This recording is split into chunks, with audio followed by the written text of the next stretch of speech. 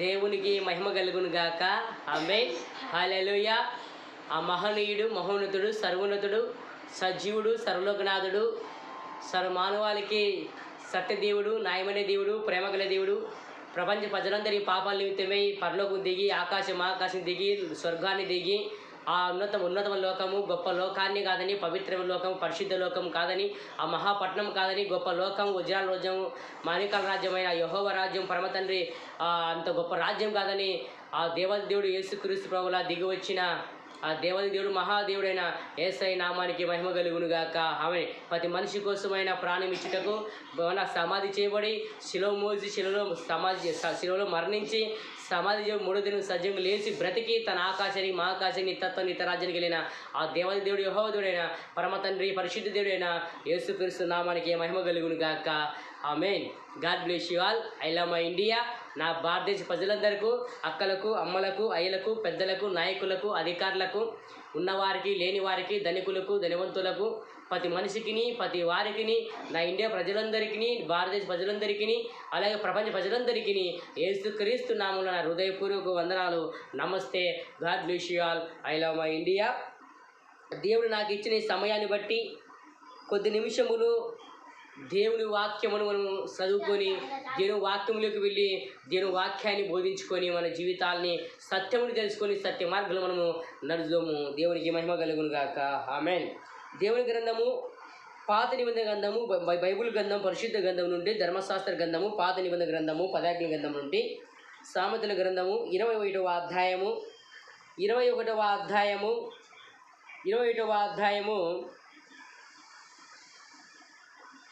15 వచనం చదువుకొని దేవుని వాక్యం బోధించుకుందామండి. 21:15 న్యాయమైన క్రియలు చేయుట నీతిమంతునికి సంతోషకరము, పాపము చేయు వారికి అది భయంకరము. చూడండి, దేవుని గ్రంథంలో దేవుని వాక్యము, దేవుని మాటలు ఏం చెలివిస్తున్నాయి. అక్కడ రాజు రాస్తూ సొలొమోను ఏం చెబుతున్నాడు, అక్కడ దేవుడు తన ప్రవర్త ద్వారా ఏం మాట్లాడుతూ, తన సేవకుడు తన దాసుల ద్వారా ఏం మనతో మాట్లాడాలనుకుంటున్నాడు అనేది అక్కడ రాయించాడు. దేవుడు చెప్పగా ఆయన రాశాడు.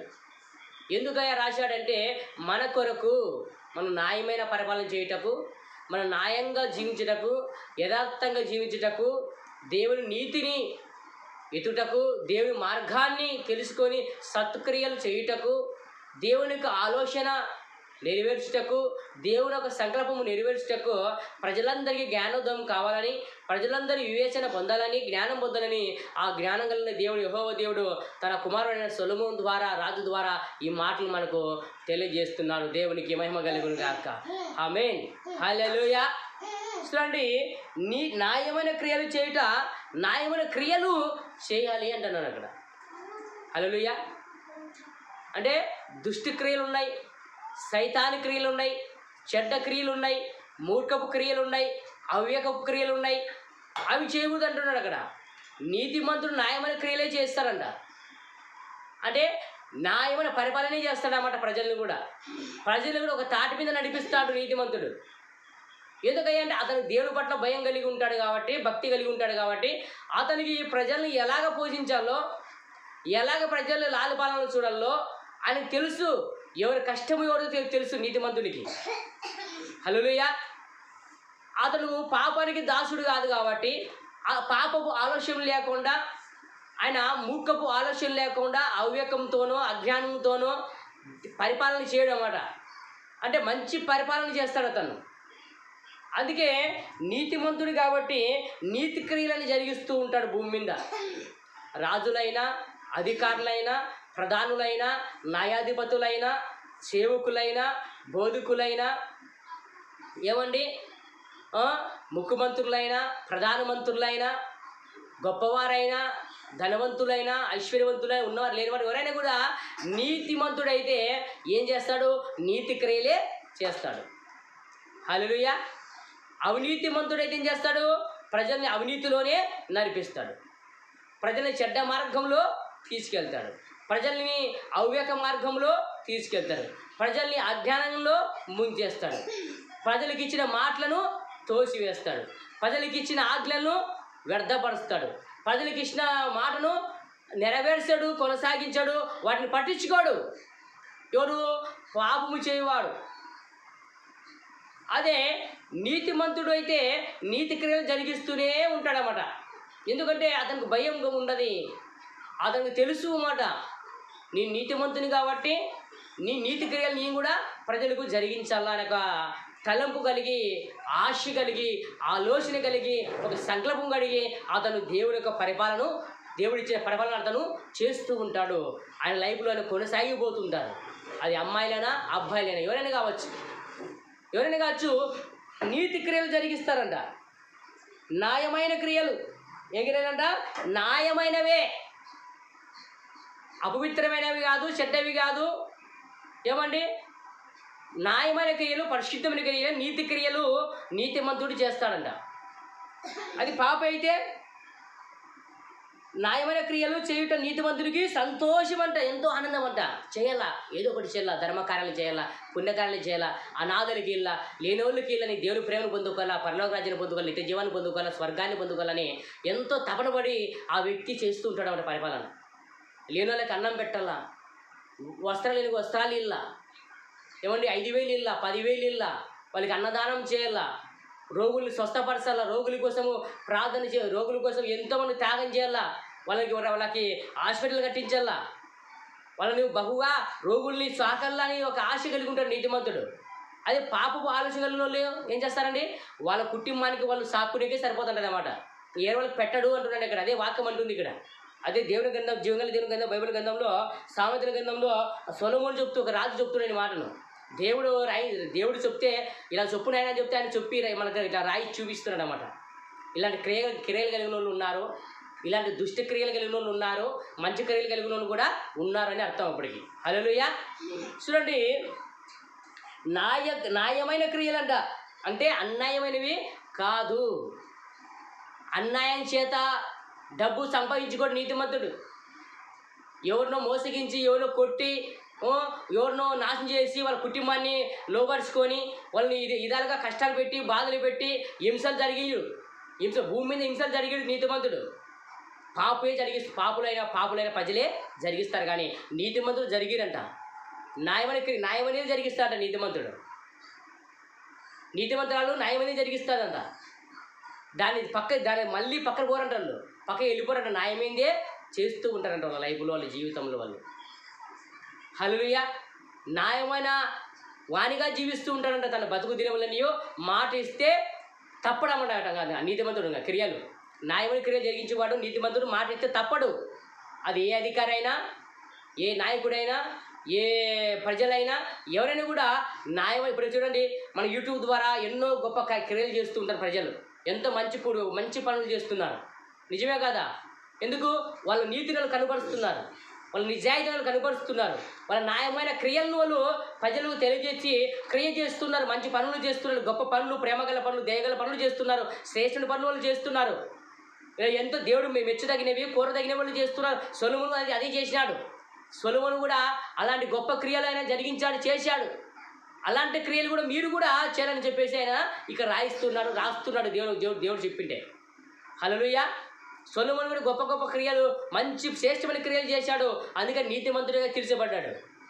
మనం కూడా ఏం చేయాలంటే, మనం కూడా క్రియల ద్వారా కూడా నీతిమంతులుగా తీర్చబడాలంటే క్రియలకు బహుగా చేయాలి. వాడు నీతిమంతుడు కంటే క్రియలు జరిగిస్తున్నాడు. హల్లెలూయా. చూడండి, న్యాయమైన క్రియలు చేయుట నీతిమంతుడికి సంతోషం అంట. ఎంతో కుళ్ళిపోడంట, స్వార్థం రాదంట, అసూయ రాదంట. ఎందుకు? నా కొడుకులా, నా బిడ్డలా, నా మనవల్లా, నా మనవరాళ్ళ, నా అన్నదమ్ముల్లా, నా అక్కచెల్లల్లా, ఎందుకు ఇళ్ళ వాళ్ళకు, ఎందుకు సహాయం చేయాల బీదలకు, ఎందుకు పెట్టాలి అనాథలకు, ఎందుకు పెట్టాల కుంటి వారికి, గుడ్డోళ్ళకి, ఎందుకు ఇళ్ళని వాళ్ళకి వీళ్ళకు, ఎందుకు ఇలా వృద్ధులకు, ఎందుకు ఇలా అనాథ సేవలు ఎందుకు కట్టిల్లా, వృద్ధాశ్రమం ఎందుకు కట్టాలా, హాస్పిటల్ ఎందుకు కట్టిల్లా అని ఇట్లా స్వార్థంతో వెళ్తూ ఉంటారు అన్నమాట. అలా వెళ్ళారంట. ఎవరు? నీతిమంతుడు అలా వెళ్ళాడు. పర్ఫెక్ట్గా ఉన్నట్టుగా చేస్తూ ఉంటాడు అన్నమాట. అని న్యాయమైన పరిపాలన చేస్తూ ఉంటాడు, శ్రేష్టమైన పరిపాలన చేస్తూ ఉంటాడు. ప్రజలు మెచ్చుకునే పరిపాలన చేస్తుంటాడు. ఆ వ్యక్తి ఉన్నా లేకపోయినా తన తరములు నిలిచిపోయి పరిపాలన చేస్తాడు నీతిమంతుడు. అవినీతిమంతుడైతే పాపం చేయు వారికి అది భయంకరం అంట. మంచి ఇప్పుడు మంచి చేయవానికి మంచిదే, పాపం చేయవాడికి మంచి చేయడం అంటే భయంకరంగా ఉంటుందంట వానికి. ఎందుకు? వాడి కుళ్ళుతో, వాడి అసూయతో, వాడి పిచ్చితో, వాడుకున్న ఇదితో వాడు తిరుగుతూ ఉంటాడు. నేను నా పిల్లలు బాగుంటే చాలు, నేను నా కుటుంబం బాగుంటే చాలు, నా కొడుకు అధికారి అయితే చాలు, నేను అధికారి అయితే చాలు, నా బిడ్డలు అధికారి అయితే నేను అధికారి అయితే చాలు, నా పిల్ల కలెక్టర్ కావాలా, నా బిడ్డలు ఇంజనీర్ కావాలా, నా బిడ్డ డాక్టర్ కావాలని వాడి అధికారంతో వాడు విరివిగుతూ వెళ్ళిపోతుంటాడు అన్నమాట. ఎందుకు? పాపము చేయవారికి అది భయంకరం అంటది. చాలా వాళ్ళు చెడ్డగా కూడా ఉంటుంది. ఏమో ఇంత భయంకరంగా అంటుంది. మనం ఏదైనా చూసినా ఇంత భయంకరంగా అంటాం కదా, అట్లా భయంకరంగా ఫీల్ అవుతారంట వాళ్ళ లైఫ్లో. వాళ్ళు మంచి పనులు చేయాలంటే మంచి పనులు చేయకుండా చెడ్డ పనులు చేస్తూ, పాపాలు చేస్తూ, అక్రమాలు చేస్తూ, వ్యభిచారాలు చేస్తూ, దొంగతనాలు చేస్తూ, మానమగాలు చేస్తూ, నరహత్యలు చేస్తూ, ఒకరినొకరు చంపుతూ, అందరు కొట్టాట పెడుతూ, ప్రజలకు వాళ్ళ ఇల్లు పడగొడుతూ, స్థలాలు పడగొడుతూ, వాళ్ళకి అలా వాళ్ళు అలా ఆ విధంగా వెళ్ళిపోతుంటారు దుష్టులు. అంటే ఆ విధంగా వెళ్ళిపోతారు పాపి ఆ విధంగా వెళ్ళిపోతాడు. కానీ నీతిమంతుడైతే ఖచ్చితంగా నీకు చేయాలా, ఖచ్చితంగా నీ మంచి పరిపాలన అందించాలా, ఖచ్చితంగా నేను శ్రేష్టమైన పరిపాలన అందించాలా, ఖచ్చితంగా నేను న్యాయమైన పరిపాలన అందించి నా పిల్లలకు నేను గొప్పగా వాళ్ళందరినీ ప్రజలందరినీ నన్ను నమ్మిన బిడ్డలను, నన్ను నమ్మిన కుమార్తెలను, నన్ను నమ్మిన సహోదరులను, అక్కలను, అమ్మలను, పెద్దలను అందరినీ నేను బాగా చూసుకోవాలని నీతి పరిపాలన జరిగిస్తాడు నీతిమంతుడు. హల్లెలూయా. న్యాయమైన క్రియలు చేయుట. చూడండి సామెతల గ్రంథం 21వ అధ్యాయము 15వ వచనంలో న్యాయమైన క్రియలు చేయుట నీతిమంతునికి సంతోషము. ఎంతగానో ఆనందిస్తాడంట అతను, ఎంతగానో బహుగా ఆనందిస్తాడంట. నా కుటుంబాన్ని పెట్టుకుంటాను అనుకుంటాడు. అతడు కూడా ఈ పక్కింటి వాళ్ళకి ఎదురింటి వాళ్ళకి ఇచ్చినప్పుడు డబ్బులు నా ఇంటి వారికి పెట్టుకున్నానని ఫీల్ అవుతాడంట. నా అన్నదమ్ములు, నా అక్కచెల్లెలను ఫీల్ అవుతాడంట నీతిమంతుడు. ఎందుకంటే మనం ఒక దేవుని సంతానం కాబట్టి, ఒక దేవుని ద్వారా వచ్చిన అందరూ సృష్టికర్త ఒకటే కాబట్టి ఆ సృష్టికర్త పిల్లలకు సహాయం చేస్తున్నప్పుడు ఎంతో ఆనందం కలుగుతుంది అన్నమాట. ఆ ప్రభు పిల్లలకు, యెహోవా పిల్లలకు, సృష్టికర్త యెహోవా దేవుని పిల్లలకు, యేసు ప్రభు పిల్లలకు, ఆయన బిడ్డలకు సహాయం చేస్తున్నప్పుడు ఎంతో మనసు తిప్పరిల్లుతుంది అన్నమాట. నా బిడ్డ, నా వారే, నా అన్నదమ్ములు, నా అక్క చెల్లెలు అనుకుంటాం మనం కూడా. హల్లెలూయా. ఆ ఫీలింగ్ వచ్చినప్పుడే నా ఇండియా ప్రజల ఇల్లు, నా భారతదేశ ప్రజల ఇల్లు, నా హిందూ దేశ ప్రజల ఇల్లు అందరూ అని చెప్పేసి అనుకున్నప్పుడే మనం ఏం చేయగలము? వాళ్ళను మనం చక్కగా వాళ్ళకు మంచి పరిపాలన అందించగలము, వాళ్ళను బహుగా మనము పోషించగలము, వాళ్ళకు ధర్మకారాలు చేయగలము, ఎంతో గొప్పగా మనము ఎంతో మంచి పనులు తెచ్చి, మంచి ఉపకరణలు తెచ్చి, మంచి ఒక రాజ్యాన్ని మనము నీతిగల రాజ్యాన్ని ఏలుతాడు నీతిమంతుడైన రాజు, నీతిమంతుడైన అధికారి. హల్లెలూయా. గొప్పవారైనా ఎవరైనా కావచ్చు. అదే ఎప్పటికీ మంచి ఎరగని వాడు, మంచి చేయని వాడు, చేతగాని వాడు, మంచి చేయటం ఎరిగి తెలుసు కూడా అలా చేయడు. అలాగే మంచి చేయడము వానికి ఇష్టం ఉండదు. అది భయంకరంగా ఫీల్ అవుతారు కొందరు. ఓడికో పెడితే నాకేమొస్తుంది అనుకునే ఒక స్వార్థంతో, అసూయతో, మచ్చలతో, పాపపు క్రియలతో జీవిస్తున్న వాళ్ళకి మాత్రము అది భయంకరంగా ఉంటుంది. నీతి క్రియలు జరిగించడం అంటే, న్యాయమైన క్రియలు చేయడం తప్పు. వాళ్ళు ఏదో ఫీల్ అయిపోతారు. అదే లంచాలు తీసుకొని 10,000 తీసుకొని 20,000 తీసుకొని వేరే అమ్మాయిలు లోపరుచుకొని ఇలాగ చేయమైతే బాగా ఈజీగా చేస్తారు. అది భయంకరంగా ఉండదు వాళ్ళకి. కానీ మంచి చేయాలంటే చేతులు రావు, మంచి చేయాలంటే మనసు రాదు. మంచి చేద్దాం ప్రజలకంటే హృదయం వాళ్ళకి రాదు. అన్నాడు వాళ్ళ హృదయం కఠినపరుచుకుంటారు అన్నమాట. రాయకుండా వాళ్ళ హృదయాన్ని రాయితో నింపుకుంటారు వాళ్ళ హృదయాన్ని. అది కరగదు, తరగదు అన్నట్టు రాయి. అలాంటి హృదయం కలిగిన వాళ్ళు వాళ్ళు నీతి క్రియలు జరిగించలేరు. దేవుని నీతిను ప్రజలకు తెలియజేయలేరు, చెప్పలేరు, ప్రకటించలేరు, తెలియజేయలేరు. దాని క్లారిటీగా ప్రజలలో వాళ్ళు సక్రమంగా పరిపాలన కూడా చేయలేరు. హల్లెలూయా. మోసాలు చేస్తారు, అవినీతులు చేస్తారు. ఏమండి? మోసాలతో, అవినీతులతో, అక్రమాలతో వాళ్ళు ప్రజల్ని ఏలుతారు. కానీ నీతిగా మంతుడైతే నీతి పరిపాలన చేస్తాడు. పాపి అయితే వాడికి భయంకరంగా మంచి చేయడము, వాడు మంచి పరిపాలన చేయలేడు. హల్లెలూయా. దేవునికి మహిమ కలుగును గాక. ఒక కోటీశ్వరుడు, ఇది కొన్ని కోట్ల అధిపతి చెప్తున్నాడు ఈ మాటను. బంగారు, వెండి అపరించి కలిగిన ఆ యెహోవా దేవుని కుమారుడు, దేవుని సేవకుడైన సొలొమోను చెప్తున్నాడు ఈ మాట. ఆయన ఒక రాజు, ఆయన కింగే. ఆ కింగే చెబుతున్నాడు. నిజమైన కింగ్ యెహోవా కింగ్ యేసుప్రభు ఉన్నాడు. నిజమైన కింగ్ ఉన్నాడు. మనం ఆయన లోబడాలా, ఆయనకి మనం లెక్క చెప్పాలి. కాబట్టి ఇక్కడ మనం మంచి నీతి పరిపాలన జరిగించాలా, న్యాయమైన క్రియలు మనం చేయాలా అంటున్నాడు అక్కడ. దొంగ క్రియలు, దుష్టు క్రియలు చేయకుండా, అపవాది క్రియలు, లుషిపడు క్రియలు, ఘటసర్పం క్రియలు చేయకుండా న్యాయమైన పరిపాలన మనం అందించాల ప్రజలకు అనే ఒక ఆశ కలిగి ఉన్న నీతిమంతుడైన వాడు ఎవరైనా కూడా మంచి పనులే చేస్తాడు. మంచిగానే జీవించాలనుకుంటాడు, మంచిగానే బ్రతకాలనుకుంటాడు, మంచిగానే అతను తన పరిపాలన ప్రజలందరికీ అందించి చూపించి, ఇదిగో ఇది పరిపాలన అంటే, ఇదిగో ఇది రాజ్యం ఏమంటే, ఇదిగో ఇది రాజు లక్షణం అంటే, ఇది అధికారి లక్షణం, ఇది న్యాయాధిపతి లక్షణం అంటే అని అతను చూపిస్తాడని ప్రజలకు. ఆ ప్రజలందరూ కొనియాడతారు, పొగుడుతారు, వర్ణిస్తారు, అతన్ని ఎంతో గణపరుస్తారండి. ఏ మనిషి అయితే నీతిగా ప్రవర్తించాడో, ఏ అక్కది నీతిగా ప్రవర్తించిందో, ఏ చెల్లెలైతే నీతిగా ప్రవర్తించిందో, ఏ అయితే నీతిగా ప్రవర్తించాడో, ఏ సారి నీతిగా పరిపాలన చేశాడో ఆ నీతివంతుడిని ప్రజలందరూ కొనియాడతారని బైబిల్లో కూడా దేవుడు రాయించాడు. న్యాయమైన క్రియలు చేయాలా, క్రియలు అంటే పనులు చేయాలా. అది సృష్టికర్త క్రియలు కావచ్చు, ప్రభు క్రియలు, యేసు ప్రభు క్రియలే కావచ్చు, దేవుని సంఘంలో కావచ్చు, ఎడుపల కావచ్చు, బయట కావచ్చు, లోపల కావచ్చు, ఎక్కడైనా కావచ్చు, నువ్వు మంచి క్రియలు చేయాలా. సమాజంలో చేస్తావా చెయ్యి, మీ ఇంటి సందులో చేస్తావా చెయ్యి, మీ గ్రామంలో చేస్తావా చెయ్యి. ఏమండి, మీరు ఇంటి పక్కలలో, పొరుగింటుల్లో ఎంతోమంది కష్టాలలో, బాధల్లో, ఇరుకులలో ఉంటారు, ఎంతో వేదనలో ఉంటారు. అలాంటి వారికి నువ్వు సహాయకారిగా ఉండాలా. నువ్వు నీతిమంతుడు అయితే అలాంటి వారిని నువ్వు తోసివేయకుండా, అలాంటి వారికి మంచి రాజ్య పరిపాలన నువ్వు అందించాలా. నీ రాష్ట్ర ప్రజలు నువ్వు సంరక్షణలో సమృద్ధితో ఆస్వాదించినట్లుగా సమృద్ధితో వాళ్ళని నువ్వు ఏం చేయాలంటే, నీ హస్తం వాళ్ళ పైనుంచి నువ్వు వాళ్ళని ఆస్వాదించే నీతిమంతుడిగా నువ్వు మారిపోవాలా. అది నిజమైన పరిపాలన, అది నిజమైన నాయకుడికి ఉన్న లక్షణము. నువ్వు సచ్చినా బ్రతికినా నీ క్రియలు నిన్ను పొగుడుతూ ఉండాలా. నీ మంచి క్రియలు, విలువలు, మంచి శ్రేష్టమైన క్రియలు, మహిమగల క్రియలు నువ్వు చేస్తే నీ క్రియలు నిన్ను పొగుడుతూనే ఉంటాయి. అదే చెడ్డ క్రియలు జరిగిస్తే తిరుగుతూనే ఉంటారు చచ్చిపోయేంత వరకు. నువ్వు మరి చచ్చిపోయినా కూడా తిరుగుతారు నిన్ను. కాబట్టి మంచిగా చేసావంటే మంచి రాజుగా నిలబడిపోతావు, మంచి నాయకుడిగా నిలబడిపోతావు, మంచి అధికారిగా నిలబడిపోతావు. చెడ్డగా చేసి పాపము మంచి చేయటం భయంకరమని నువ్వు భావించి చెడు చేయటం సంతోషం, ఆనందము, ఎంజాయ్ చెడులోనే ఉంది, సుఖము చెడులోనే ఉంది, ఆనందము చెడులోనే ఉంది. నిజమైన ఆనందం అని నువ్వు పాపాలు చేస్తూ నువ్వు వెళ్ళిపోయినావంటే రాజ్యంలో అంటే పాపాలు చేస్తూ నువ్వు దేవుడిచ్చిన అధికారాన్ని నువ్వు లోకానుసారంగా ఉపయోగించుకున్నావంటే అది నీకు శాపంగా మారే అవకాశంగా దేవుడు చెప్తున్నాడు. అది మారే అవకాశం ఉంది. హల్లెలూయా. కాబట్టి చూడండి, పాపం చేయ వారికి అది భయంకరం అంట. ఏది? న్యాయంగా నడుచుకొనుట, నిజాయితీగా నడుచుకొనుట, ఉన్నట్టుగా చెప్పుట, ఉన్నట్టుగా ప్రకటించుట, ఉన్నట్టుగా తెలియజేయుట, ఉన్నట్టుగా మాట్లాడి ప్రజల్ని వాళ్ళ మనసులు తిప్పి మంచి మార్గంలో నడిపించుట, అది నీతిమంతుడికి చాలా మంచిదంట. అది నీతిమంతుడు ఖచ్చితంగా చేస్తాడంట. నీతి పరిపాలనే చేస్తాడంట. అవినీతి పరిపాలన అతనికి రాదంట. అటు చేయడంట, చెప్పడంట. అతను చేయలేనివి చెప్పడంట. అతను చేయవేది చేస్తాడో అవే చెప్తాడు. ఎందుకంటే అతను నీతిమంతుడు కాబట్టి, అతను నీతి క్రియలు జరిగించాలనుకున్నాడు కాబట్టి, ఆయన ఉన్నా లేకున్నా, ఓడినా గెలిచినా ఆయన మాట మీదే నిలబడి ఉంటాడు నీతిమంతుడు. ఆ మాటను తప్పడు కూడా. హల్లెలూయా.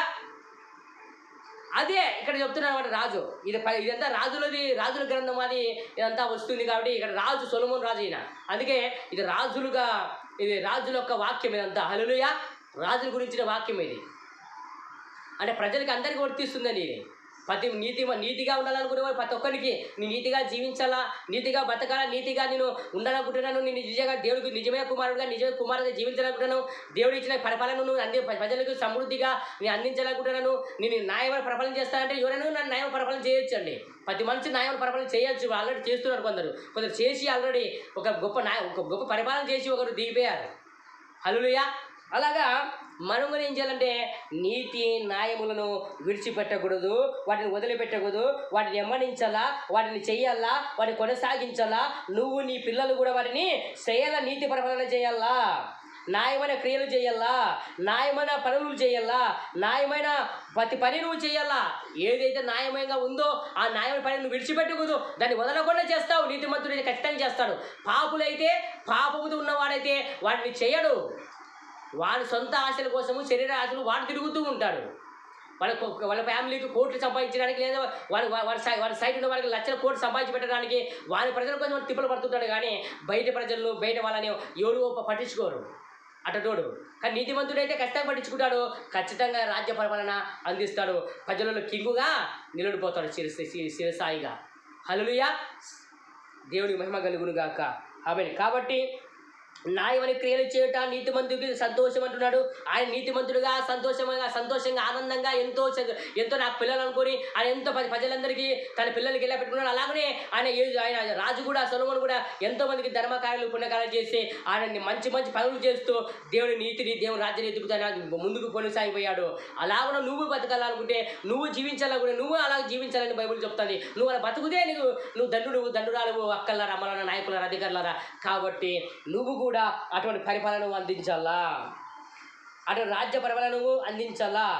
అంత గొప్పది, అందరూ పొగడేదగినది, అందరూ నిన్ను హెచ్చించదగినది, అందరూ నేను అది చూసి ప్రతి ఒక్కరు పొగడాలి. ప్రతి గ్రామంలో నేను పొగడాలి, ప్రతి రాష్ట్రం నుండి పొగడాలి, ప్రతి రాష్ట్ర ప్రజలు నిన్ను పొగడాలా. నీ నీతిని చూసి, నీ నిజాయితీని చూసి, నువ్వు చేసే మంచి క్రియలు చూసి, నువ్వు చేస్తున్న ఈ యొక్క పరిపాలనను చూసి, నువ్వు చేస్తున్న నీ విధానాలు చూసి, నీ పద్ధతులు చూసి, నీ మంచి మనసు, మీ మంచి హృదయాన్ని చూసి, నీ ప్రేమను, నీ ఆప్యాయతను చూసి ప్రజలందరూ నేను పొగడల్లా. అంత గొప్ప పరిపాలన నువ్వు అందించాలనేదే సొలొమోను ఇక్కడ మనకు చెప్తున్నాడు బైబిల్ గ్రంథంలో. హల్లెలూయా, దేవుడు మాటలు చెప్తున్నాయి, దేవుడి గ్రంథం బైబిల్ గ్రంథం చెప్తుంది. కాబట్టి న్యాయమైన క్రియలు జరిగించండి.